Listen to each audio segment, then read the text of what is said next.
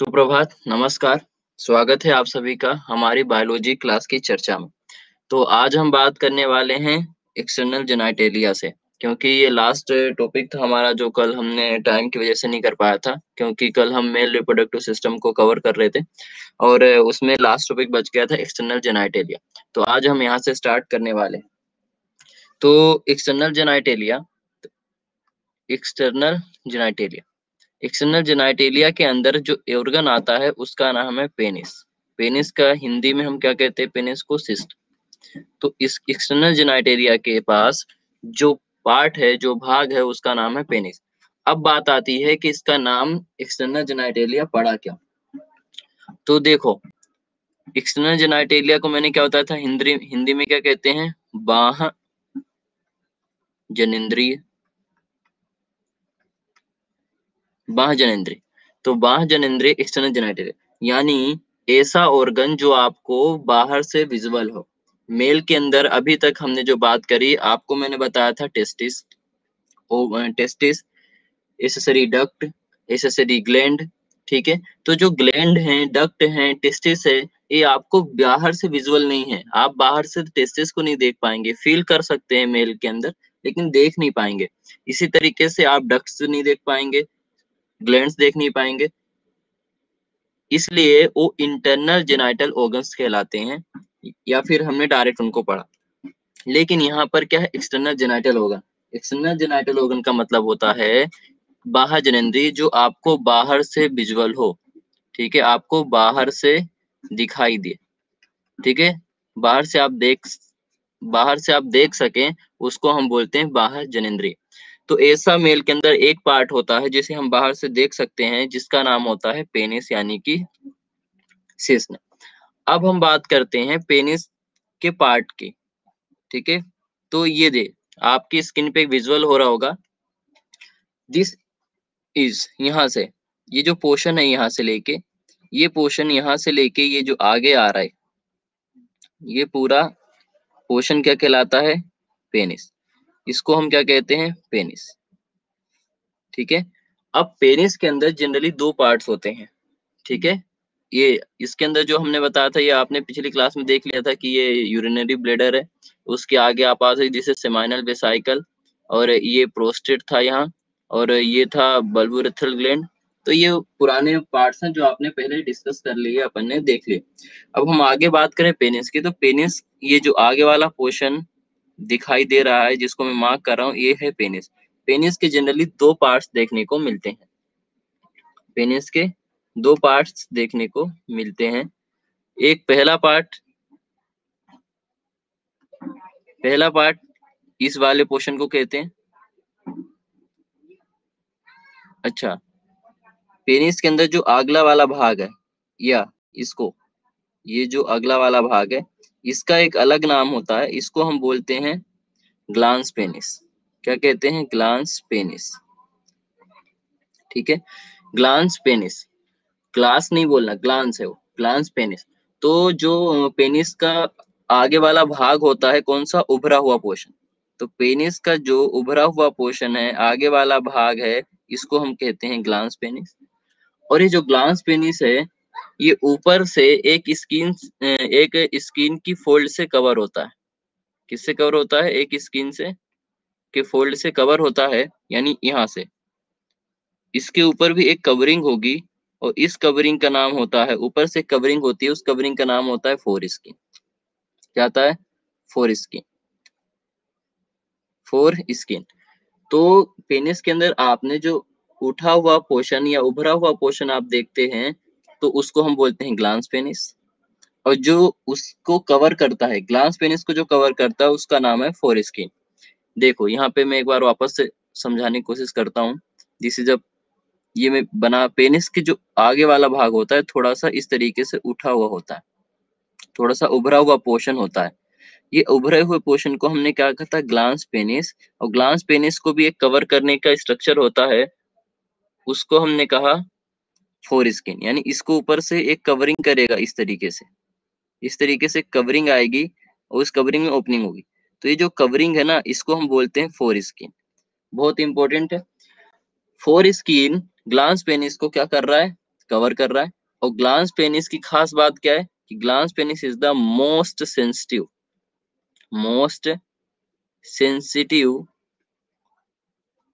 Male sexual organ या male sexual part है।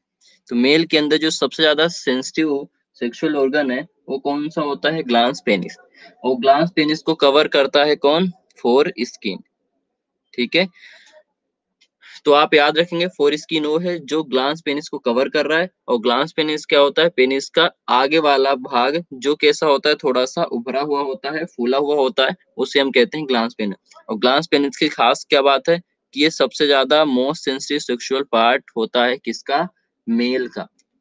अच्छा, अब बात करते हैं कि ये जो ग्लांस पेनिस है उसके ऊपर जो कवरिंग है फोर स्किन, ये फोर स्किन जनरली सबके अंदर होती है।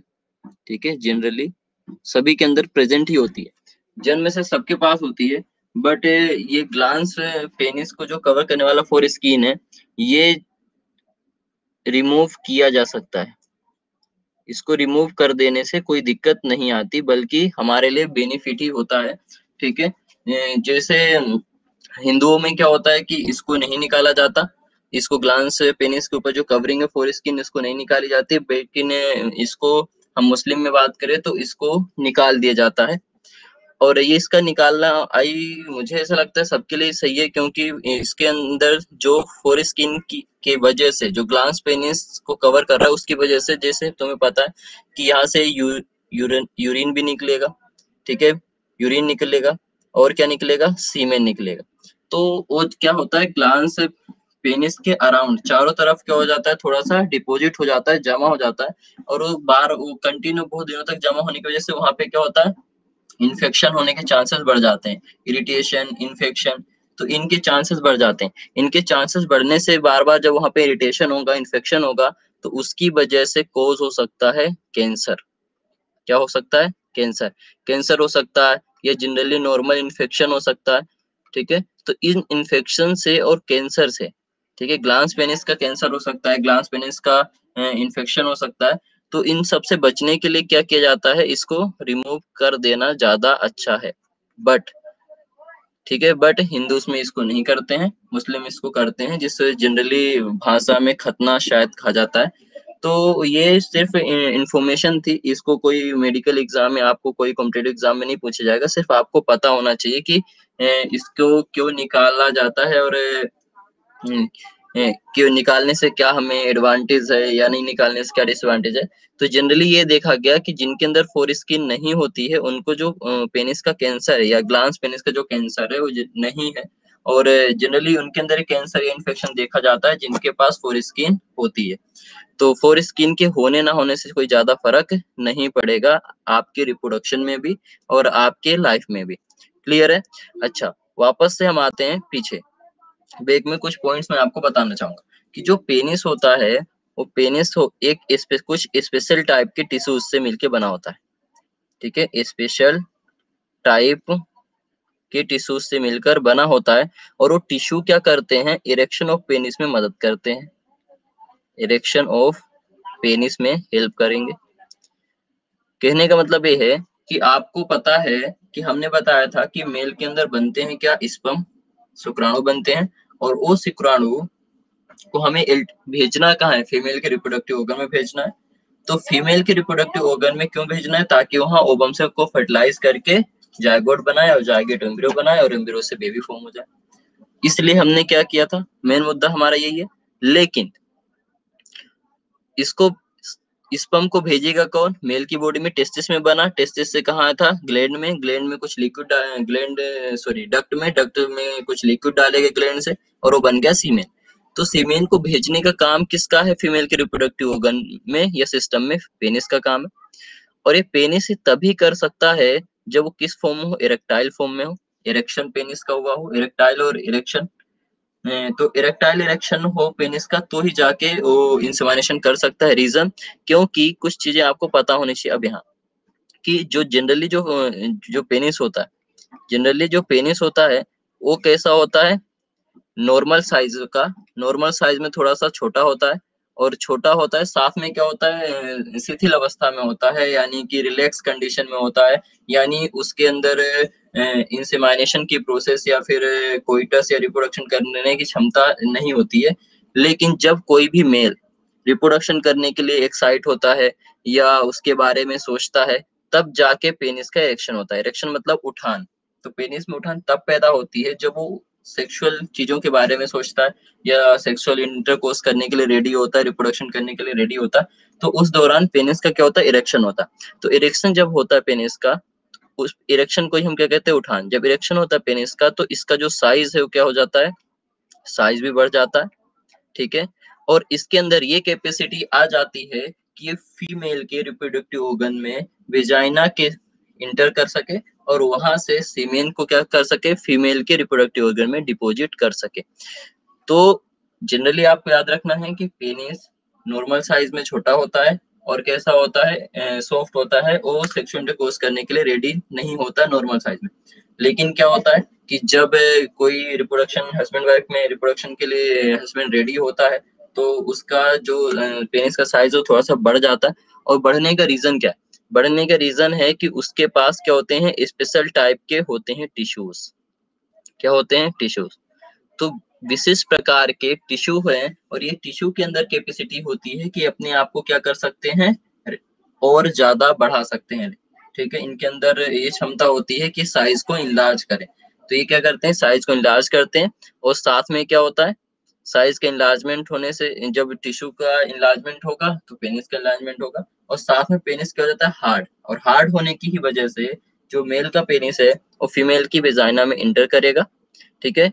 फीमेल की वेजाइना में इंटर करेगा और इंसेमाइनेशन करवाएगा। क्या करवाएगा, इंसेमाइनेशन। इंसेमाइनेशन यानी वीर्यसेचन। यदि मेल के अंदर इरेक्शन नहीं हो रहा है पेनिस का, तो इंसेमाइनेशन नहीं कर सकता है, यानी वीर्य को फीमेल की बॉडी में नहीं भेज सकता है। इसलिए ये प्रोसेस जरूरी है। और उसका रीजन क्या है, स्पेशल टाइप ऑफ टिश्यू, ठीक है। तो एक्चुअल में होता क्या है, एक बार मैं बताऊं वापस से, कि एक्चुअल में जब कोई भी मेल सेक्सुअल इंटरकोर्स करने के लिए रेडी होता है या फिर सेक्सुअल कंटेंट के बारे में सोचता है, तो उस कंडीशन में मेल की बॉडी में पेनिस की ओर ब्लड का सर्कुलेशन बढ़ जाता है। और उस ब्लड के सर्कुलेशन बढ़ने से, सर्कुलेशन तो बढ़ जाता है, ब्लड तो पेनिस के अंदर जाता है बट वापस नहीं आता है, क्योंकि मसल कॉन्ट्रैक्ट कर लेती है। और धीरे धीरे ब्लड उसके अंदर भरता जाता है। तो ब्लड भरने से टिश्यू भी क्या हो जाएंगे, फैल जाएंगे। टिश्यू फैलेंगे तो एक्चुअली पेनिस ही फैल रहा है, पेनिस का साइज इनलार्ज होगा। और साथ में क्या हो जाएगा, पेनिस टाइट हो जाएगा, जिसकी वजह से हम आसानी से इंसेमाइनेशन कर पाएंगे, वीर्य सेचन कर पाएंगे, यानी मेल के अंदर बनने वाले वीर्य को हम फीमेल में भेज पाएंगे। तो ये जो मैकेनिज्म थी, ये जो कंडीशन, ये जो एनवायरनमेंट पेनिस के अंदर बनता है, वो इसलिए बनता है ताकि सीमेन को कहाँ भेज पाए, फीमेल के अंदर भेज पाए। यदि ऐसा नहीं होता है, किसी मेल के अंदर इरेक्शन ऑफ पेनिस नहीं है, यदि इरेक्शन ऑफ पेनिस नहीं है, यानी इरेक्शन ऑफ पेनिस नहीं होता है, तो वो क्या कर सकता है, वो फर्टिलाइज नहीं कर सकता ओवम को, क्योंकि ओवम को फर्टिलाइज करने के लिए वीर्य का अंदर जाना जरूरी है। और यदि इरेक्शन ऑफ पेनिस नहीं होगा तो सेक्सुअल रिलेशनशिप या कोइटस नहीं कर पाएगा। कोइटस का मतलब वही है सेक्सुअल इंटरकोर्स। तो सेक्सुअल इंटरकोर्स या कोइटस क्या कर पाएगा, नहीं कर पाएगा। नहीं कर पाएगा तो ओवम से स्पर्म नहीं मिल पाएगा और फर्टिलाइजेशन नहीं हो पाएगा। और ऐसे लोग क्या हो जाएंगे, इम्पोर्टेंस।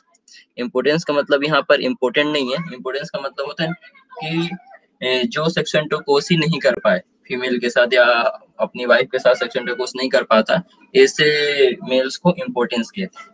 तो आई होप आपको क्लियर होगा पेनिस के बारे में। आगे बढ़ते हैं। तो ठीक है, हमने ये थोड़ा सा देखा था कि पेनिस के दो पार्ट्स, आगे जाके हमने दो चीजें पढ़ी थी पेनिस के अंदर, एक ग्लांस पेनिस और एक फोरस्किन। तो ग्लांस पेनिस उठा हुआ भाग होता है, उसको कवर करने जो वाला भाग होता है उसको हम फोरस्किन कहते हैं। तो ये हो गया हमारा, खत्म हो गया male reproductive system. Then start करते हैं फीमेल रिप्रोडक्टिव सिस्टम। तो फीमेल रिप्रोडक्टिव सिस्टम की बात करें तो वापस से वही बेसिक सी चीजें हैं कि कहाँ पर प्रेजेंट होगा। तो आपको पता है कहाँ पर प्रेजेंट होगा, पेल्विक रीजन में, ठीक है, क्योंकि मेल का भी रिप्रोडक्टिव ऑर्गन कहाँ पर प्रेजेंट था, पेल्विक रीजन में। तो ये भी पेल्विक रीजन में प्रेजेंट होगा। पेल्विक रीजन मैंने आपको बताया था कि मेल के अंदर जो, जिसको हम जनरली भाषा में पेट कहते हैं, स्टमक एरिया जो होता है, उसके और नीचे चले जाओ, ठीक है, जहाँ आपके ऑर्गन्स हैं, इंटेस्टाइन, लिवर, ठीक है, किडनी, ये सब उसके और नीचे जो नीचे वाला भाग होता है वो हमारा पेल्विक रीजन कहलाता है। तो पेल्विक रीजन में ही फीमेल का रिप्रोडक्टिव सिस्टम भी क्या होगा, प्रेजेंट होगा। अब बात करते हैं कि फीमेल रिप्रोडक्टिव सिस्टम का मेनली काम क्या है, क्यों हम पढ़ रहे हैं। तो फीमेल रिप्रोडक्टिव सिस्टम का जो मेन काम है वो पहला काम होता है ओवम का फॉर्मेशन करना, ठीक है, ओवम का फॉर्मेशन करना यानी ओवम को बनाना। और क्या काम होता है, इसका काम होता है सीमेन को रिसीव करना, सीमेन को रिसीव करना कहाँ से, मेल की बॉडी से। मेल की बॉडी में जब वही सेक्स इंटरकोर्स होगा तो पेनिस के थ्रू जो सीमेन आएगा उस सीमेन को रिसीव भी कौन करेगा, फीमेल रिप्रोडक्टिव ऑर्गन ही तो करेगा। और रिसीव करके किसको देगा, ओवम को देगा जो ओवम बनाया था। तो ओवम के साथ क्या मिल जाएगा, स्पर्म, क्योंकि सीमेन में क्या होंगे, स्पर्म। तो स्पर्म क्या करेंगे, ओवम को फर्टिलाइज कर देंगे। यानी नेक्स्ट काम जो यहाँ पर होगा वो क्या होगा, फर्टिलाइजेशन। फर्टिलाइजेशन भी यहीं पर होने वाला है।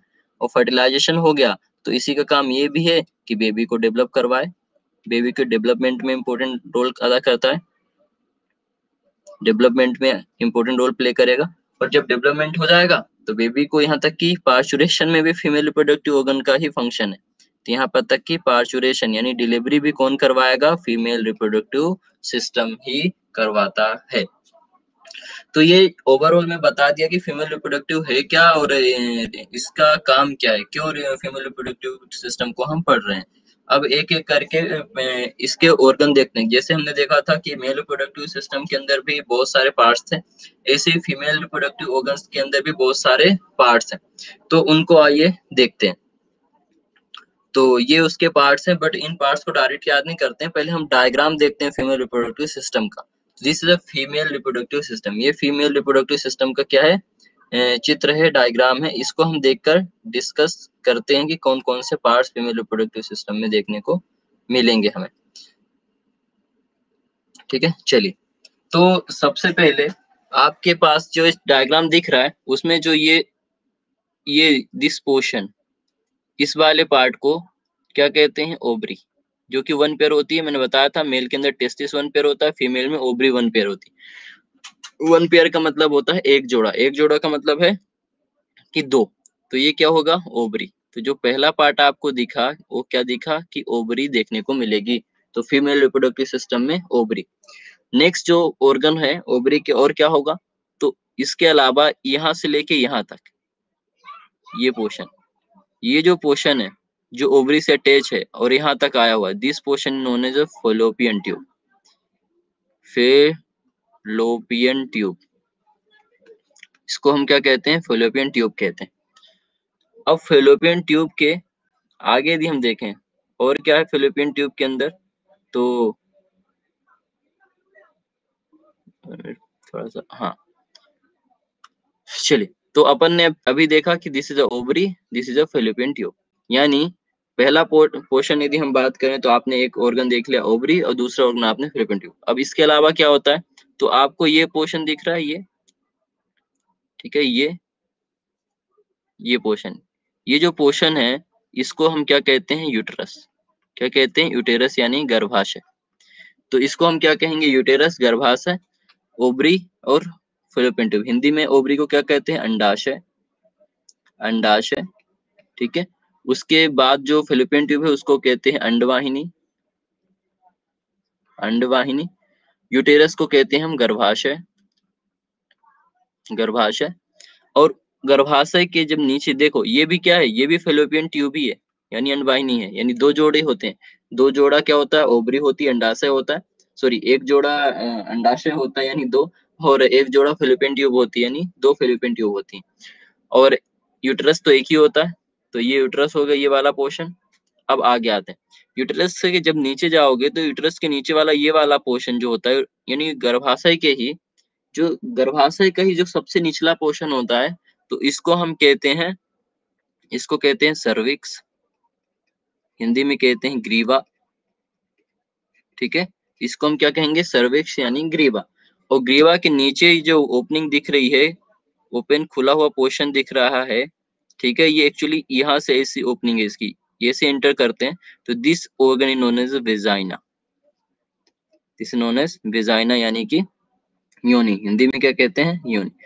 थोड़ा सा हिंदी इंग्लिश में जो मेन शब्द हैं वो मैं बोल दूंगा, लेकिन बाकी समझाने का और जो मैक्सिमम क्वेश्चन वो इंग्लिश में ही रहेगा। तो इसलिए कोई डाउट है तो बाद में आप एक बार पूछ भी लेना, ठीक है। चलिए, तो वापस से देखते हैं कि क्या क्या ऑर्गन देखने को हमें मिलते हैं, ठीक है। चलिए, तो हमने क्या देखा था, वन पेयर ओवरी देखा था, यानी एक जोड़े ओवरी देखे थे। हमने क्या देखा था, गर्भाशय यूटेरस देखा। हमने क्या देखा, ओविडक्ट फैलोपियन ट्यूब देखी। हमने वेजाइना देखी। हमने सर्विक्स देखा। एक्सटर्नल जेनाइटेलिया क्या होता है, क्योंकि वहां पे तो मैंने आपको दिखाया नहीं। क्यों नहीं दिखाया, क्योंकि वो इंटरनल स्ट्रक्चर थे, आंतरिक अंग थे, और आंतरिक अंग मतलब वो बाहर अंदर से हम देख रहे थे, बाहर से ऑर्गन तो हमें दिखेंगे नहीं। तो उस डायग्राम में वो ऑर्गन्स थे जो अंदर है। एक्सटर्नल जेनाइटेलिया मतलब वही चीज है ना, बाह्य जननेंद्रिय। इसको हम क्या कहते हैं, बाह्य जननेंद्रिय। तो जिस तरीके से मेल में बाह्य जननेंद्रिय थी जो बाहर से देखती थी, वो पेनिस था, उसी तरीके से फीमेल के अंदर जो एक्सटर्नल जेनाइटेलिया है वो बाहर से दिखाई देगा। तो इसको हम बाहर से देखेंगे। वो जो डायग्राम था वो अंदर से था, इसलिए उसके अंदर आप एक्सटर्नल जेनाइटेलिया नहीं देख पाए, लेकिन एक्सटर्नल जेनाइटेलिया मैं आपको बाहर से दिखाऊंगा, ठीक है। दूसरा डायग्राम दिखाऊंगा, आप उसकी टेंशन नहीं ले। लेकिन एक्सटर्नल जेनाइटेलिया में भी कुछ ऑर्गन्स हैं, तो इसको अभी हम छोड़ रहे हैं। इसको भी मैं डिटेल में पढ़ाऊंगा, क्योंकि इसके अंदर भी बहुत सारे ऑर्गन है। एक्सटर्नल जेनाइटेरिया में लोगों को लगता है कि फीमेल के अंदर जो बाहर से दिखने वाला ऑर्गन है, उनको लगता है वेजाइना, वेजाइना है वो। बिल्कुल गलत है, वेजाइना नहीं है वो। वेजाइना एक्सटर्नल जेनाइटेरिया में एक छोटा सा पार्ट है, तो उसको, और जो कि बाहर से नहीं दिखता है, जनरली बाहर से विजुअल नहीं होता। ये एक खुद ही एक इंटरनल स्ट्रक्चर है, बाहर से दिखाई नहीं देता जनरली। तो इसको अपन इसके बारे में डिटेल में बात बाद में करेंगे। अच्छा, नेक्स्ट है मेमोरी ग्लैंड। तो मेमोरी ग्लैंड एक्चुअली में बच्चे को मिल्क पिलाने के लिए ऑर्गन है, न्यूट्रिशन देने के लिए ऑर्गन है। तो जनरली रिप्रोडक्टिव ऑर्गन में ही हम मान लेते हैं, बट मेन रिप्रोडक्टिव ऑर्गन नहीं है जो सेक्सुअल इंटरकोर्स वगैरह में पार्टिसिपेट करता है, बिल्कुल नहीं। इसका काम बेबी को न्यूट्रिशन देना है। तो न्यूट्रिशन देना है, तो क्योंकि रिप्रोडक्शन जनरली हम किस लिए पढ़ रहे हैं, रिप्रोडक्शन हम पढ़ रहे हैं बेबी के डेवलपमेंट के लिए, बेबी को जन्म देने के लिए। इसलिए मेमोरी ग्लैंड न्यूट्रिशन देता है, इसलिए हम इसको भी रिप्रोडक्टिव में काउंट कर रहे हैं, और रिप्रोडक्टिव ऑर्गन्स में इसको मेमोरी ग्लैंड को हम पढ़ने वाले। तो ये ऑर्गन्स थे पूरे, लेकिन इनको आपस से देखो मैंने दो भागों में बांटा हुआ है, प्राइमरी सेक्स ऑर्गन, ठीक है, primary sex organ and second accessory. जैसे मेल के अंदर बांटा था वही चीज है। प्राइमरी सेक्स ऑर्गन मतलब जो नेसेसरी है, नेसेसरी है, और इसी तरीके से एसेसरी को हम दूसरा नाम बोलते हैं सेकेंडरी। तो primary sex organ, secondary sex organ, या फिर नेसेसरी सेक्स ऑर्गन और एसेसरी सेक्स ऑर्गन। तो वही चीज है, जिस तरीके से मेल में हमने देखा था कि बाकी क्या होते हैं, सहायक अंग होते हैं, और मेन जो काम है स्पर्म प्रोडक्शन का वो कौन करता है, टेस्टिस।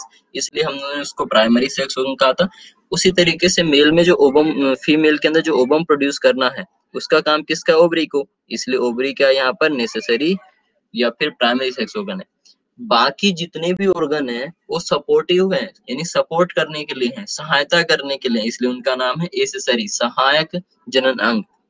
उसमें है यूटेरस यानी गर्भाशय, ठीक है। गर्भाशय का आपको पता है इसका काम क्या है, बेबी को रखना।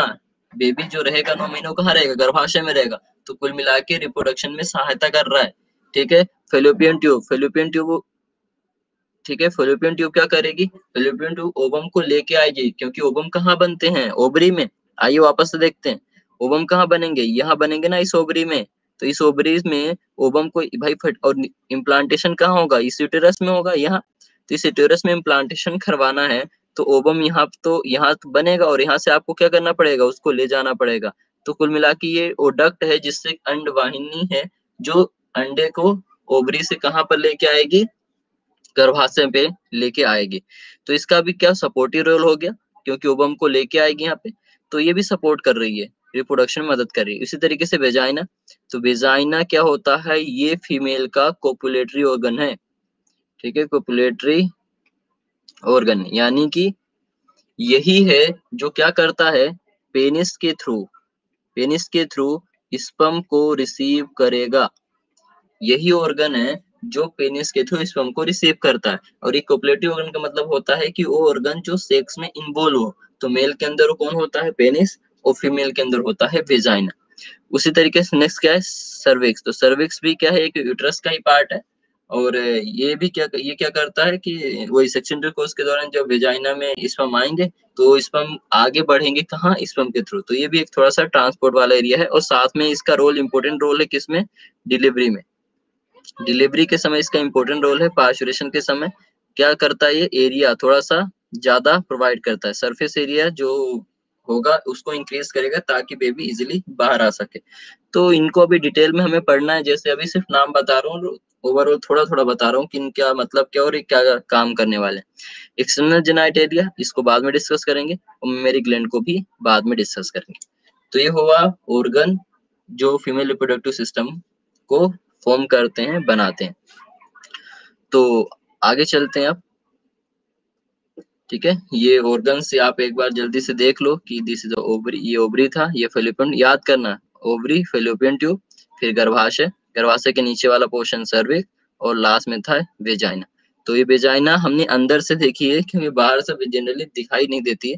और उसके अलावा जो एक्सटर्नल जेनाइटेलिया है वो यहाँ विजिबल नहीं है, उसको अभी अब नहीं देख पाएंगे, ठीक है। चलिए तो आगे बढ़ते हैं, ठीक है। ये तो ओवरी से हम बात करने वाले हैं। ओवरी एक एक करके अब ऑर्गन को डिस्कस करेंगे। First is ovary. तो अंडाशय की बात करते हैं। जो अंडाशय होते हैं वो कितने होते हैं, वन पेयर, ठीक है। अंडाशय कितने होते हैं, वन पेयर होते हैं, ठीक है। और कैसे होते हैं, ओवल शेप। ओवल शेप मतलब अंडाकार, इस तरीके के थे, आपने देखा था डायग्राम में, इस तरीके के थे। तो ठीक है, यहाँ तो ये जो शेप है इसको हम क्या कहते हैं, ओवल शेप। तो किस तरीके के होते हैं, ओवल शेप होते हैं और वन पेयर होते हैं। और इनका काम क्या है, आपने देखा था, इनका काम था ओवम का प्रोडक्शन करना। और ओवम को प्रोडक्शन तो मेन काम है। और क्या काम है, जिस तरीके से मेल के अंदर टेस्टिस का काम हार्मोन बनाना भी था, कौन सा, टेस्टोस्टेरोन, जिसके लिए जो मेल के लिए इम्पोर्टेंट है, उसी तरीके से फीमेल में भी तो हार्मोन कोई होगा जो फीमेल के लक्षण को डेवलप करता होगा। तो वही ओवरी है, ओवरी से हार्मोन भी निकलते हैं, ठीक है, हार्मोन्स भी निकलते हैं। और ओवरी से जो हार्मोन निकलते हैं उनको क्या कहते हैं, एस्ट्रोजन, और एक होता है प्रोजेस्टेरोन, प्रोजेस्टेरोन। तो दो हार्मोन निकलते हैं ओवरी से, एक होता है एस्ट्रोजन, एक होता है प्रोजेस्टेरोन। और ये दोनों क्या करते हैं, फीमेल के अंदर जो सेकेंडरी सेक्सुअल कैरेक्टर होते हैं, सेकेंडरी सेक्सुअल कैरेक्टर जो होते हैं, द्वितीयक लैंगिक लक्षण होते हैं, उनको डेवलप करवाते हैं। इसका मतलब है कि ये मेल फीमेल के अंदर मेमोरी ग्लैंड को डेवलपमेंट कराएंगे, स्तन ग्रंथि का डेवलपमेंट करवाएंगे। और फीमेल के जो रिप्रोडक्टिव ऑर्गन्स हैं, जैसे यूटेरस, गर्भाशय पे जनरली छोटा होता है, लेकिन ये हार्मोन जब एज बढ़ती फीमेल की तो ये हार्मोन का सिक्रेशन भी बढ़ता है। और ये हार्मोन गर्भाशय को भी थोड़ा सा बड़ा करते हैं, क्योंकि बेबी को रखना है तो गर्भाशय बड़ा करना पड़ेगा। जनरली गर्भाशय छोटा होता है, यूटेरस छोटा होता है, तो यूटेरस को इनलार्जमेंट ये करवाएंगे, ठीक है। रिप्रोडक्टिव ऑर्गन जो भी हैं, वेजाइना है, जितनी भी ऑर्गन्स है, उनका डेवलपमेंट करवाएंगे, यानी उनको विकसित करेंगे।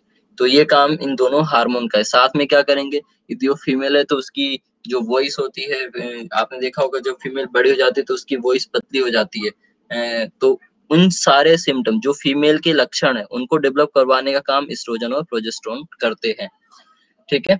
तो ये दूसरा पॉइंट का था, production of ovum and female hormone. तो फीमेल हार्मोन कौन से हो गए, प्रोजेस्टेरोन, एस्ट्रोजन, जो कि फीमेल के अंदर द्वितीयक लैंगिक लक्षणों को विकसित करवाते हैं।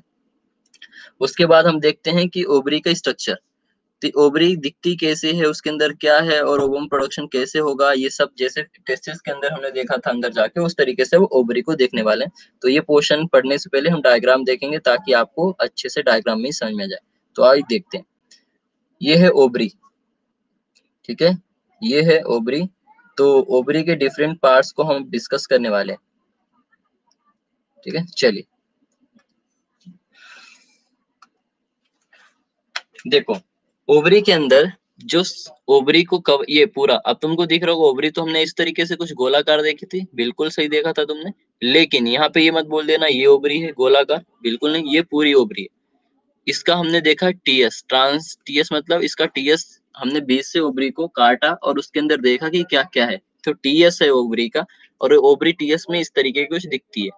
तो ओवरी का जो सबसे पहला ओवरी जिससे कवर होती है, ये जो लेयर है, ये लेयर क्या कर रही है, ओवरी को कवर कर रही है चारों तरफ से, दिख रहा है आपको ये। तो ये जो कवरिंग है ना, इस कवरिंग का नाम क्या है? इस कवरिंग का नाम होता है जर्मिनल। इस कवरिंग का नाम है जर्मिनल एपिथेलियल, एपिथेलियल लेयर। इसका नाम क्या है? Germinal epithelial layer. अच्छा, एपिथेलियल लेयर क्यों कह रहे हैं? क्योंकि एपिथेलियम टिश्यू से बनती है। आपने पढ़ा होगा टिश्यू, बहुत सारे टिश्यू होते हैं, उसमें से जो जर्मिनल एपिथेलियल टिश्यू है वो क्या करता है, ओवरी की सबसे बाहरी जो लाइनिंग है या समझो कवरिंग है, तो जो ओवरी की कवरिंग है यानी ओवरी को कवर करने वाली जो अस्तर है, जो लेयर है, उसको बनाने का काम होता है एपिथेलियल का, और इसका नाम होता है जर्मिनल एपिथेलियल लेयर। इसके बाद हम देखते हैं, तो ओवरी के अंदर, ओवरी को हम दो भागों में बांट सकते हैं। एक ये अंदर वाला पोर्शन, ये जहाँ कुछ नहीं है, खाली दिख रहा है, दिस इज ये। इस वाले पोर्शन को, अंदर वाले पोर्शन को हम क्या कहते हैं? इसको हम कहते हैं मेड्यूला, मेड्यूला। और आप याद रखो बायोलॉजी में मैक्सिमम पोर्शन, मैक्सिमम टाइम पूरे बायोलॉजी की बात कर रहा हूँ, जब भी हम कहीं बाहर और अंदर की बात करते हैं ना, तो अंदर वाला पोर्शन मेड्यूला कहलाता है, और ये जो बाहर वाला पोर्शन है ना, ये जो आपको दिख रहा है ये पूरे, ये जो बाहर वाला पोर्शन है, इस बाहर वाले पोर्शन को हम कोर्टेक्स कहते हैं। तो पूरी बायोलॉजी में एग्जाम आपने कहाँ पढ़ा होगा? किडनी के अंदर पढ़ा होगा। एड्रिनल ग्लैंड जब मैंने पढ़ाया था, तो एड्रिनल ग्लैंड में बताया था कि अंदर वाला भाग मेड्यूला होता है, बाहर वाला कोर्टेक्स होता है। ठीक है, इसी तरीके से हमने किडनी में बताया था कि अंदर वाला भाग मेडुला होता है, बाहर वाला कोर्टेक्स होता है। तो जनरली बायोलॉजी के अंदर अंदर वाले पोर्शन को हम मेडुला कहते हैं, और बायोलॉजी बाहर वाले को कोर्टेक्स। ठीक है, हमेशा नहीं, मैक्सिमम कहीं कहीं आपको देखने को मिलेगा। अच्छा, खास बात क्या हुई, पहले मैंने आपको बताया कि भाई इसके जो कवर करना है जर्मिनल एपिथेलियल थी, इसके बाद इसका अंदर वाला मेडुला कहलाता है, बाहर वाला कोर्टेक्स कहलाता है। बस इतने में काम खत्म नहीं हुआ। और ये जो दिख रहे हैं ये क्या है? ठीक है, तो ध्यान रखना, जो मेड्यूला है, ये देखो, ये ब्लड वेसल्स हैं। तुम्हें पता है रेड है तो आर्टरी है, ये वेन है। ठीक है, तो आर्टरी वेन कहाँ जा रही हैं? तुम देखो, बाहर नहीं जा रही, ये देखो, ये धीरे धीरे ये अंदर जा रही, यहाँ अंदर जा रही हैं। तो मेड्यूला के अंदर होती हैं आर्टरी, वेन्स और नर्व। नर्व यानी वो जो पेन रिसेप्टर्स होते हैं, जो मैसेज को लेके आते जाते हैं, तो नर्व, नर्व, आर्टरी, वेन, ये जो चीजें होती हैं वो कहाँ पर प्रेजेंट होती हैं? मेड्यूला के अंदर। और जो बाहर वाला एरिया है जिसका नाम क्या है? कोर्टेक्स। तो ये कोर्टेक्स में क्या होता है? ठीक है, तो देखो, कोर्टेक्स, कोर्टेक्स के अंदर आप देखो, यहाँ पे ये पहले ये छोटे छोटे कुछ पोर्शन दिख रहे हैं, ये उसके बाद देखो ये थोड़े से वही हैं, ये जो जितने यहाँ पे आपको गोलाकार संरचना दिख रही ना, वो वही है, बस वो ग्रो कर रहे हैं, बढ़ रहे हैं। तो जो सबसे पहले थे ना छोटे, इनको हम कहते हैं प्राइमोडियन फोलिकल, प्राइमोडियल या प्राइमोडियन फोलिकल्स। क्या कहते हैं? प्राइमोडियन फोलिकल्स। ठीक है, तो इसके बाद जो प्राइमेडियन फोलिकल्स हैं वही थोड़ा सा डेवलप कर जाते हैं, और ये थोड़े से विकसित हो जाते हैं, और विकसित होने के बाद ये जो पोर है ये थोड़ा सा बड़ा हो गया। देखो, विकसित जैसे होते हैं, थोड़े से डेवलप होते हैं, बड़े होते हैं, तो इन्हीं को हम क्या कहने लगते हैं? इसको हम कहते हैं प्राइमरी फोलिकल। इसका नाम क्या हो जाता है? Primary follicle. तो पहले था प्राइमेडियन फोलिकल, अच्छे से नाम सुनना है और ऐसे याद भी करना है तो याद हो जाएंगे। पहला है प्राइमेडियन फोलिकल, फिर वो थोड़ा सा बड़ा होता है और बन जाता है किसके अंदर? प्राइमरी फोलिकल्स के अंदर। फिर प्राइमरी फोलिकल थोड़ा और बड़ा होता है।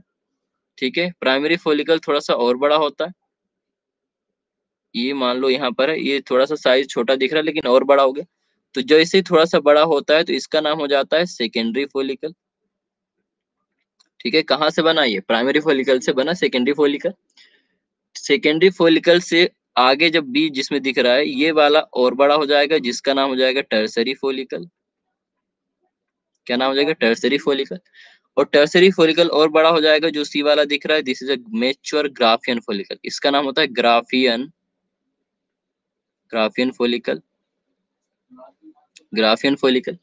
तो आप अच्छे से ध्यान रखें, सबसे पहले था प्राइमेडियन फोलिकल, वो थोड़ा सा ग्रो करता है प्राइमरी के अंदर, प्राइमरी ग्रो करता है सेकेंडरी के अंदर, सेकेंडरी ग्रो करता है टर्सरी यानी तृतीय के अंदर, और तृतीय जो टर्सरी है वो ग्रो कर जाता है ग्राफियन फोलिकल। और ये ग्राफियन फोलिकल के ही ये जितने मैंने बताया ना, प्राइमरी, सेकेंडरी, टर्सरी, थर्ड, इन्हीं के अंदर होता है ओबम। ये जो पोर्शन छोटा सा ये दिख रहा है यहाँ पर, दिस इज ओवम, ये ओवम है। ग्राफियन फॉलिकल के अंदर होता है ओवम, और ग्राफियन फॉलिकल जब बड़ा हो जाता है ना तो टूट जाता है, और टूट यहाँ से मान लो ब्रेक हो गया, मान लो ये ग्राफियन फॉलिकल है, उसके अंदर था ओवम, ये ब्रेक हो जाएगा यहाँ से, तो जैसे ही टूटेगा तो कुछ इस तरीके से जो ओवम था वो बाहर आ जाएगा यहाँ, ठीक है। वही चीज यहाँ पे दिख रही है, दिस इज, ये ग्राफियन फॉलिकल हो गया है रप्चर, रप्चर हो गया यानी टूट गया, तो ओवम हो चुका है बाहर। अब ओवम तो बाहर आ गया, और ओवम बाहर आ गया कहाँ पर आ जाएगा, ओवरी से बाहर, ओवरी से बाहर कहाँ आएगा, फेलोपियन ट्यूब के पास, और फेलोपियन ट्यूब से कहाँ जाएगा, गर्भाशय के पास, यूटेरस के पास, और यूटेरस के पास कौन आएगा, स्पर्म, और स्पर्म आके उसे क्या करेगा, फर्टिलाइज, क्या करेगा, निषेचित। तो ये जो प्राइमोर्डियल फॉलिकल डेवलप होके इतने बड़े बने थे, वो इसीलिए बने थे कि हम ओवम को क्या कर पाए, रिलीज। अब ये कैसे बनते हैं, क्यों बन रहे हैं, इसको मैं बाद में डिटेल में पढ़ाऊंगा, अभी मैं ओवरी के स्ट्रक्चर पढ़ा रहा हूँ ना, इसलिए आपको इतनी चीजें नहीं बता पाऊंगा।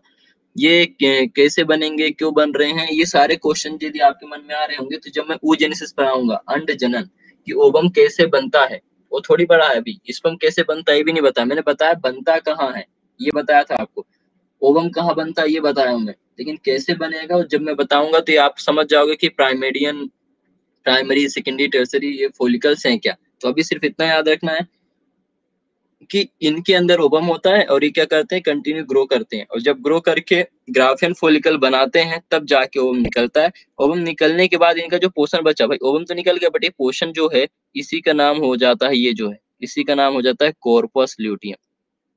क्या नाम हो जाता है, कॉर्पस ल्यूटियम, ठीक है। पीत पिंडा कैसे कुछ करके हिंदी में कहते हैं इसको, कॉर्पस ल्यूटियम। और फिर कॉर्पस ल्यूटियम, ये भी कॉर्पस ल्यूटियम ही। तो फाइनली क्या देखा हमने ये ओवरी के अंदर, कि ओवरी के अंदर सबसे पहले जो कवरिंग थी वो जर्मिनल एपिथेलियल लेयर की थी। फिर हमने देखा कि इसके अंदर दो पार्ट्स हैं, एक अंदर और एक बाहर, अंदर वाला पार्ट्स का कोर्टेक्स, और बाहर वाला अंदर वाला सॉरी मेड्यूला, बाहर वाला कोर्टेक्स। मेड्यूला के अंदर आर्टरी, वेन्स और नर्व्स रहते हैं, और जो आउटर पार्ट है उस पे क्या होते हैं, प्राइमेडियन फॉलिकल, फिर वो बढ़ जाते हैं सेकेंडरी में, प्राइमरी में, फिर सेकेंडरी में, फिर टर्सरी में, और जब वो मेच्योर फॉलिकल हो जाता है तो ओवम बाहर आ जाता है, और ओवम बाहर आने के बाद जो संरचना बचती है उसको हम क्या कहते हैं, कॉर्पस ल्यूटियम। तो वापस से आते हैं पीछे, देखते हम क्या देख रहे थे, हम ओवरी के बारे में देख रहे थे। तो हमने देखा ओवरी कैसी होती है, ओवल शेप होती है और एक पेयर में होती है, और इसका काम होता है ओवम बनाना, तुमने देखा भी था कि हाँ ओवम बना था। और वहाँ पे हार्मोन, जो फॉलिकल है ना ये, वही क्या बनाते हैं, हार्मोन भी बनाते हैं। तो हार्मोन प्रोजेस्टेरोन, एस्ट्रोजन बनाएंगे जो फीमेल के लिए रिस्पॉन्सिबल है। और ओवरी की जो बाहरी है, ओवरी देखो यहाँ लिख, ovary cover by germinal epithelial layer, यानी जो बाहरी लेयर थी उसी को हम कह रहे हैं कि ओवरी को जो कवरिंग देगा वो जर्मिनल एपिथेलियर होगा। और इसकी ओवरी की जो साइज होती है, तो साइज कितनी होती है, इसकी साइज होती है 2 से 4 सेंटीमीटर लंबा, मतलब लेंथ होती है। और इसकी जो 2 से 2.5 इसकी क्या होती है, थिकनेस, मोटाई। तो इसकी मोटाई जो है, ओवल से बोले ना ओवरी यो, तो इसकी जो मोटाई है ना, वो मोटाई क्या होगी, थिकनेस होगी 2 से 2.5 सेंटीमीटर, और जो इसकी लंबाई होगी वो 2 से 4 सेंटीमीटर। तो ये आपको याद रखना है। फिर इसके दो भाग होते हैं, एक होता है कोर्टेक्स और एक होता है मेड्यूला। सिर्फ आपको ये याद रखना है, इसके दो पार्ट्स हैं अभी, कोर्टेक्स और मेड्यूला, और कोर्टेक्स में क्या होता है, मेड्यूला में क्या होता है, इतना याद रखना है। तो हमने देखा था मेड्यूला में होती आर्टरी, वेन और नर्व, ठीक है। आर्टरी यानी धमनी, वेन यानी सिरा, और नर्व यानी न्यूरॉन्स, ठीक है, ये होंगे। कोर्टेक्स में क्या होता है, कोर्टेक्स में मैंने बताया था क्या होता है, प्राइमोर्डियन फॉलिकल, फिर वो कन्वर्ट हो जाता है प्राइमरी फॉलिकल में, फिर वो कन्वर्ट हो जाता है सेकेंडरी फॉलिकल में, फिर वो बदल जाता है किसमें, टर्सरी फॉलिकल में, फिर वो बदल जाता है ग्राफियन फॉलिकल में, और ग्राफियन फॉलिकल से ओवम जैसे ही बाहर निकलता है, ओवम बाहर निकल गया, ओवम जैसे ही बाहर निकलता है तो बचा हुआ पोर्शन कहलाता है कॉर्पस ल्यूटियम। तो ये ओवरी की संरचना थी, और उसका फंक्शन साथ में हमने देख लिया, फंक्शंस क्या थे। तो फंक्शन ओवम प्रोडक्शन और हार्मोन का प्रोडक्शन करना है, और संरचना भी साथ में हमने उसकी देख ली। इसके बाद आगे आते हैं, तो फंक्शन क्या है ओवरी का, तो अच्छा फंक्शन तो अभी डिस्कस ही कर लिया था कि पहला इसका फंक्शन जो है ओवम बनाता है, ओवम, ओवम प्रोडक्शन इसका पहला काम होता है। और इसका दूसरा काम क्या होगा, हार्मोन प्रोडक्शन, ठीक है, हार्मोन प्रोडक्शन। तो हार्मोन कौन सा बनाता है, दो बनाता है, एक एस्ट्रोजन और एक प्रोजेस्टेरोन। ये हार्मोन बहुत इंपॉर्टेंट है, इन हार्मोन को मैं अच्छे से समझाऊंगा कि कब और कैसे काम करते हैं। अभी फीमेल का जो स्ट्रक्चर है वो देख लेते हैं, फिर इन हार्मोन्स के बारे में और अच्छे से हम बात करेंगे। ठीक है, चलिए। तो ये हो गया हमारा ओवरी। नेक्स्ट जो बात करते हैं वो आता है फॉलोपियन ट्यूब। ठीक है, मैंने बताया था ओवरी के बाद जो हम पढ़ रहे थे फॉलोपियन ट्यूब, और आपको दिख रहा होगा फॉलोपियन ट्यूब हमने कुछ इसी तरीके से संरचना देखी थी। फॉलोपियन ट्यूब यानी इसी को ओविडक्ट भी कहते हैं, और हिंदी में इसको क्या कहते हैं, अंडवाहिनी। अंडवाहिनी। तो फॉलोपियन ट्यूब, ओविडक्ट, अंडवाहिनी। अंडवाहिनी के अंदर भी इसके अंदर कुछ पॉइंट्स हैं। पहला पॉइंट है कि ये 10 से 12 सेंटीमीटर लंबी होती। ठीक है, इसकी जो लेंथ है वो कैसी कितनी है, लेंथ है इसकी 10 से 12 सेंटीमीटर, यानी इसकी जो लंबाई होगी वो 10 से 12 सेंटीमीटर होगी। इसके बाद आगे बात करते हैं इसके कितने पार्ट्स हैं। तो इसके हम जो है 4 पार्ट्स में डिवाइड कर सकते हैं। ओवरी को हम 4 पार्ट्स में डिवाइड कर सकते हैं। तो 4 पार्ट्स आपको ये दिख भी रहे होंगे। पहला पार्ट ये सॉरी, फैलोपियन ट्यूब को हम 4 पार्ट्स में डिवाइड कर सकते हैं। तुम्हें पता है यहाँ पर ओवरी होता है। ठीक है, ओवरी, और ओवरी से ही अटैच होता है तुम्हारा फैलोपियन ट्यूब, और कहाँ तक जाता है, गर्भाशय। तो एक साइड से जो फैलोपियन ट्यूब होती है यानी अंडवाहिनी होती है, वो किससे अटैच होती है, ओवरी से, और दूसरी तरफ किससे अटैच होती है, गर्भाशय से, यूटेरस से। तो और ओवरी से लेके यूटेरस तक की इसकी जो लंबाई होती है वो 10 से 12 सेंटीमीटर होती है। इसके 4 पार्ट्स में जो पहला पार्ट है वो होता है फिम्बरी। फिम्बरी फिम्बरी से जैसे ही थोड़ा सा आगे, यहाँ तक ये वाला, फिम्बरी से जैसे थोड़ा सा आगे ये वाला जो आपको फिंगर लाइक, फिम्बरी नाम ही क्यों है, क्योंकि इसमें फिंगर लाइक ये देखो प्रोजेक्शंस है, उंगली नुमा उभार पाए जाते हैं, इसलिए इसका नाम है फिम्बरी। फिम्बरी के जब आगे जाते हैं तो नेक्स्ट पोर्शन जो आता है this is known as infundibulum, और इनफंडिबुलम से जब आगे जाते हैं तो आता है उसका एम्पुला, और एम्पुला से आगे जाओगे तो इस्थमस। ठीक है, तो आपको कितने पार्ट्स दिख रहे हैं, 4 पार्ट्स यहाँ पे दिख रहे हैं। कभी कभी एक 5वां पार्ट्स भी जब आगे जाओगे तो इस्थमस से जो आगे वाला पोर्शन है इतना, ये वाला पोर्शन जो है इसको क्या कहते हैं, इंटर स्टीशियल। तो कभी कभी 5वां पार्ट्स भी देखने को मिलेगा, इंटरस्टिशियल, और देखने को क्या मिलता होता है, बट जनरली हम उसको पार्ट्स में काउंट नहीं करते क्योंकि वो बहुत ही करीब होता है किसके, गर्भाशय के। तो जनरली आपकी जो 12th की बुक है उसमें नहीं दिया गया। लेकिन जब आप थोड़ी सी और बड़े मेडिकल में जाएंगे या फिर आप थोड़ा सा अच्छी बुक पढ़ेंगे तो उसमें आपको एक 5वां पार्ट भी देखने को मिलता है, इंटरस्टिशियल। बट एनसीईआरटी में 4 ही पोर्शन दिए हैं। पहला दिया है फिम्बरी, दूसरा दिया है इनफंडिबुलम, तीसरा दिया है एम्पुला, चौथा दिया है इस्थमस। बट 5वां भी आप याद रखो, 5वां पार्ट भी इसका होता है जिसका नाम है इस्थमस। तो इसके 5 पार्ट्स हो सकते हैं। ठीक है, 5 पार्ट होते हैं, फिम्बरी, इनफंडिबुलम, एम्पुला, इस्थमस और इंटरस्टिशियल। एक्चुअली इन पार्ट्स के कोई अलग से इसलिए बोला गया है, नाम अलग अलग क्यों दिया, क्योंकि आप थोड़ा सा देखो, फिम्बरी थोड़ी अलग संरचना है फैलोपियन ट्यूब की संरचना, बट वो फिंगर लाइक है। इनफंडिबुलम को देखो, वो बाकी जितने भी पार्ट्स हैं उससे थोड़ा सा मोटा है।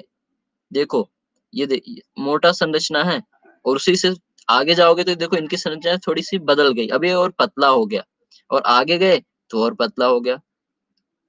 आई बात समझ में।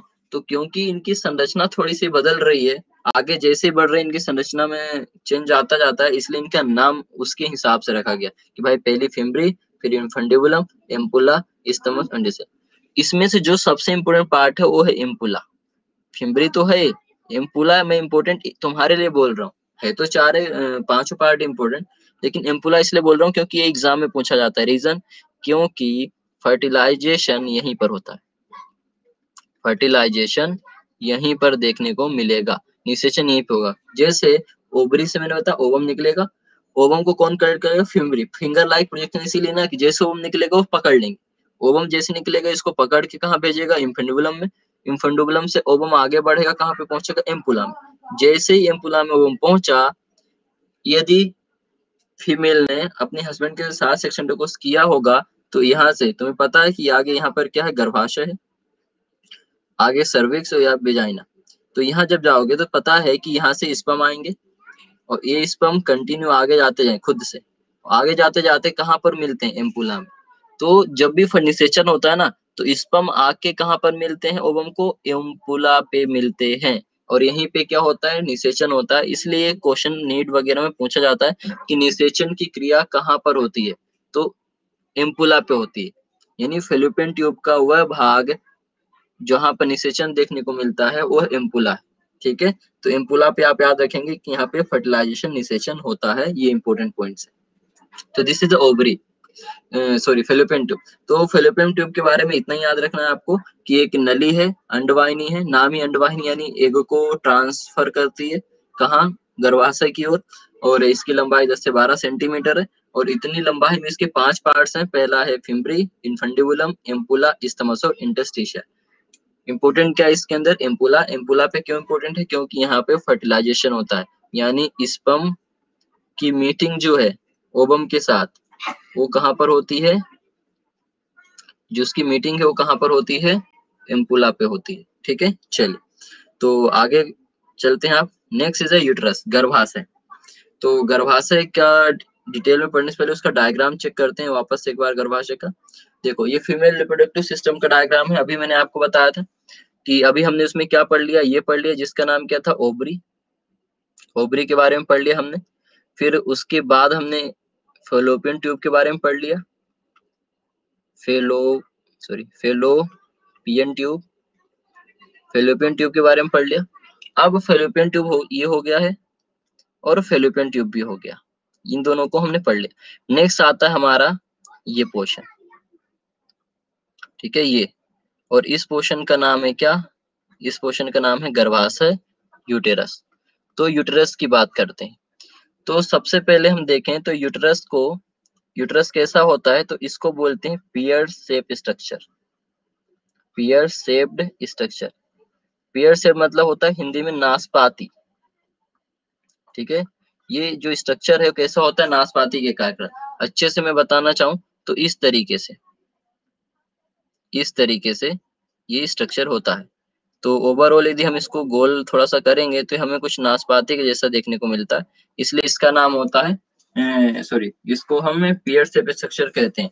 और इसका एक दूसरा नाम होता है, इसको जनरली गर्भाशय वही जिसको सामान्य भाषा में आप बच्चेदानी कहते हो, और इसका दूसरा नाम होता है वोम्ब, WOMB। तो इसका दूसरा नाम याद रखना, यूटेरस तो नाम है इसका, लेकिन दूसरा नाम भी इसको वोम्ब कहते हैं, बच्चेदानी। ठीक है, बच्चेदानी इसलिए कहते हैं क्योंकि बच्चे को स्टोर करके रखता है 9 महीने तक, यानी अपने पास रखता है, इसलिए इसका दूसरा नाम बच्चेदानी है, वोम्ब है। ठीक है, और होता कैसे, नाशपाती के आकार का होता है। ठीक है, चलो अब इसकी खास बात क्या है, इसके पार्ट्स, इसके कितने पार्ट्स होते हैं, 4। ठीक है, इसको हम मतलब 4 भागों में डिवाइड कर सकते हैं, 4 भागों में बता सकते हैं आसानी से। तो ये जो ऊपर वाला पोर्शन है,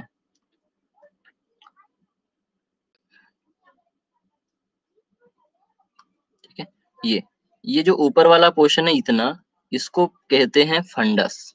क्या कहते हैं, फंडस। अभी सिर्फ आपको यूटेरस देखना है, अब ओवरी, फैलोपियन ट्यूब वगैरह सब भूल जाओ, जो बीच वाला पोर्शन है गर्भाशय यूटेरस उसको देखना है। तो अभी हमने सिर्फ बताया यूटेरस है, बट यूटेरस डिटेल में देखने जाएंगे तो यूटेरस का जो ये वाला पोर्शन है ऊपर वाला सबसे, इसको हम फंडस कहते हैं। उसके बाद ये जो बीच वाला पोर्शन है ये इस वाले बीच वाले पोर्शन को हम कहते हैं बॉडी। बॉडी, बॉडी से और नीचे जाओगे तो ये वाला बीच में, बॉडी से नीचे वाला पोर्शन कहलाता है क्या, इस्थमस। इस्थमस, ध्यान रखना इस्थमस आपने ओवरी में भी देखा था। ठीक है, तो ये इस्थमस ओवरी वाला नहीं है, ये गर्भाशय का पोर्शन है, यूटेरस का भाग है। इसके आगे नीचे देखोगे ये वाला portion, this is a cervix. Cervix, और सर्विक्स के नीचे वेजाइना। तो ये वेजाइना तो अलग ऑर्गन है। गर्भाशय की बात करें तो गर्भाशय में 4 देखने को मिले पार्ट। पहला पार्ट हमने मतलब वो गर्भाशय पूरा जो इतना बड़ा पोर्शन था वहां पर हमने दिखा, उसको हमने छोटे छोटे पोर्शन में, छोटे छोटे भागों में बांट लिया। तो ऊपर वाला भाग हमने दे दिया फंडस, बीच वाला बोल दिया बॉडी, उसके नीचे आया तो इंटरस्टिशिया सॉरी इस्थमस, और सबसे नीचे वाला पोर्शन हो गया सर्विक्स। तो आपको याद रखना, पहला है फंडस, दूसरा है बॉडी, तीसरा है इस्थमस, और चौथा है सर्विक्स। तो गर्भाशय के 4 पोर्शन होते हैं। फिर आता है गर्भाशय की परत। ये तो गर्भाशय के मैंने पार्ट्स बताए, गर्भाशय की परत देख लेते हैं। तो परत में यहाँ दिखा देता हूँ सामने पे, देखो ये गर्भाशय बना रहा हूं मैं। ठीक है, ये वाला पोर्शन हो गया तुम्हारा फंडस ऊपर वाला, ये हो जाएगा तुम्हारा बॉडी, ये वाला पोर्शन, बॉडी के नीचे ये हो जाएगा इस्थमस, और लास्ट में हो जाएगा सर्विक्स। तो ये पार्ट हो जाएंगे किसके, गर्भाशय के। अब लेयर की बात करें तो लेयर इसमें तीन होती है, तीन परत से मिलकर बना होता है।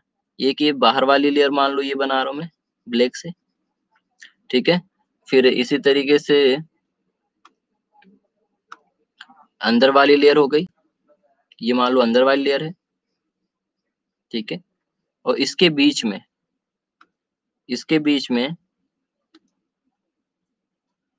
ये होती है बीच वाली लेयर। तो गर्भाशय में पूरे कंप्लीटली गर्भाशय की बात करें तो जो मैं यहाँ दिखा रहा हूँ ना, इसे पूरे गर्भाशय में, तो जो सबसे बाहर होता है उसको कहते हैं पेरीमेट्रियम।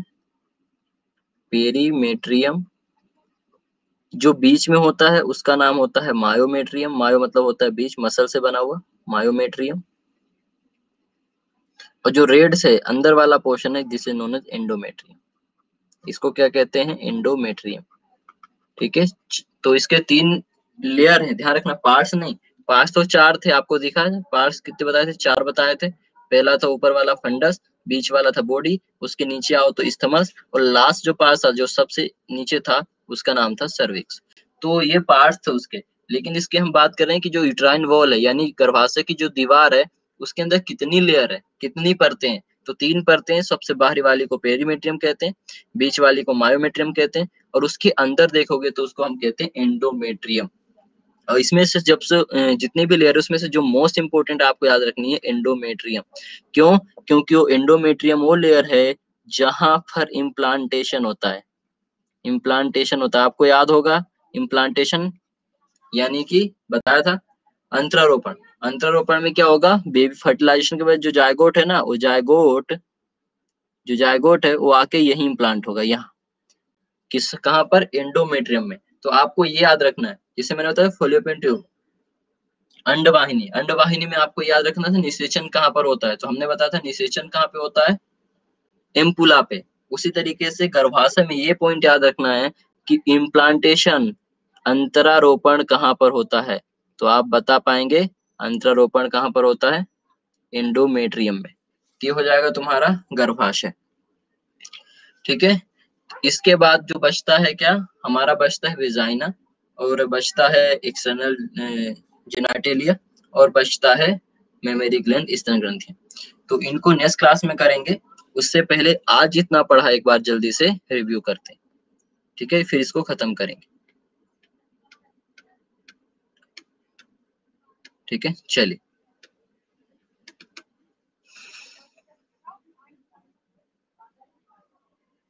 ठीक है। हाँ, तो आज हमने स्टार्ट किया था एक्सटर्नल जेनिटलिया किसका, मेल का, ठीक है। ये हम किसकी बात कर रहे थे, मेल की, फीमेल की नहीं। पहले हमने बात करी थी मेल से, क्योंकि मेल के अंदर हमारा कुछ पोर्शन बच गया था, इसलिए इसको मेल की लास्ट पोर्शन जो एक्सटर्नल जेनिटलिया है उससे हमने बात करना स्टार्ट किया था।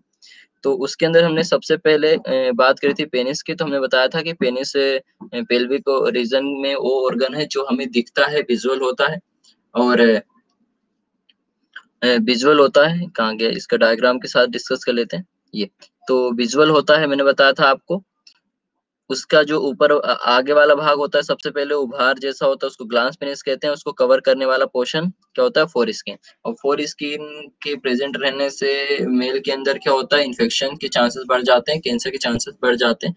इसलिए जनरली इसको रिमूव कर देना अच्छा होता है। बट हिंदू जो कल्चर उसमें ऐसा नहीं होता, और मुस्लिम कल्चर में ऐसा होता है, उसको रिमूव कर दिया जाता है। इसके बाद हमने बताया था कि पेनिस में स्पेशल टाइप ऑफ टिश्यू होते हैं जो पेनिस को इरेक्शन में मदद करते हैं, ताकि सेक्सुअल इंटरकोर्स कर पाए और वीर्य सेचन कर पाए, यानी वीर्य को कहाँ भेज पाए, फीमेल की बॉडी में, इसलिए उसके अंदर इरेक्शन देखने को मिलता है। और इरेक्शन के बाद जो नॉर्मल साइज होता है पेनिस का उससे बढ़ जाता है।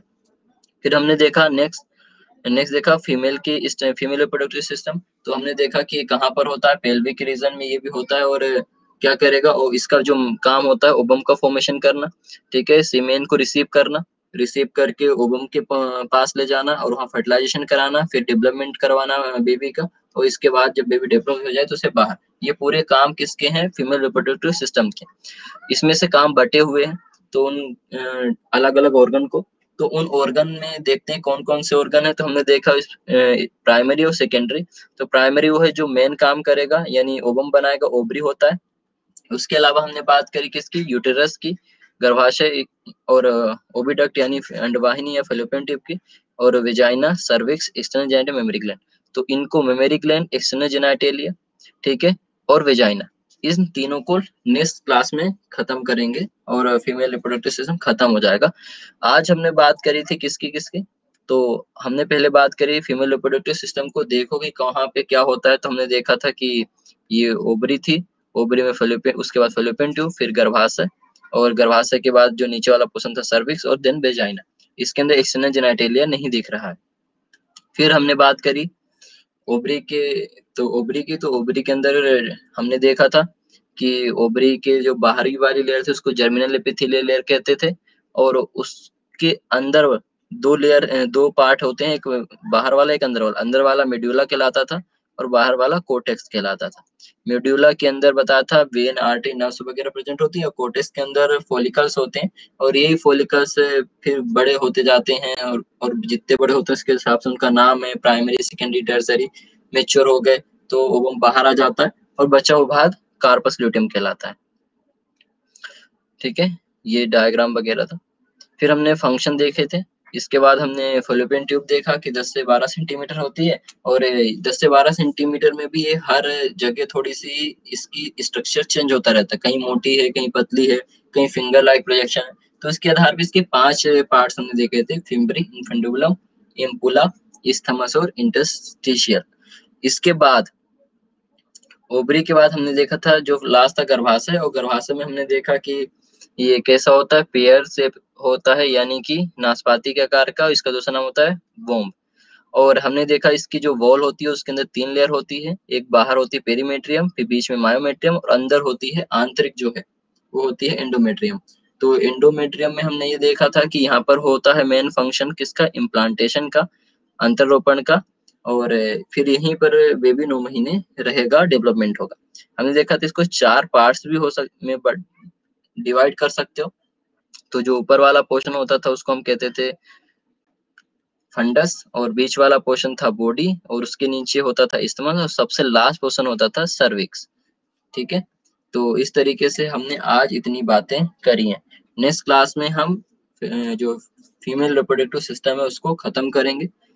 इसको तुरंत अभी मैं पीडीएफ सेंड कर दूंगा, तो इसको तुरंत पढ़ना है, और पढ़ने के बाद कोई डाउट आता है तो पूछना है, क्योंकि एक्चुअली यहाँ पे नाम याद करना मुश्किल काम है थोड़ा सा, क्योंकि कुछ लोग पहली बार सुन रहे होंगे इन नामों को।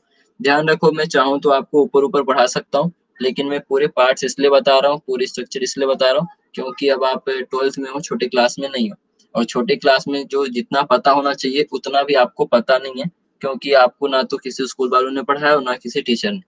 तो ये दिक्कत आती है रिप्रोडक्टिव चैप्टर में, लेकिन मैं इसलिए थोड़ा सा पूरा पढ़ा रहा हूँ ताकि आपको दिक्कत ना आए कॉम्पिटिटिव एग्जाम में।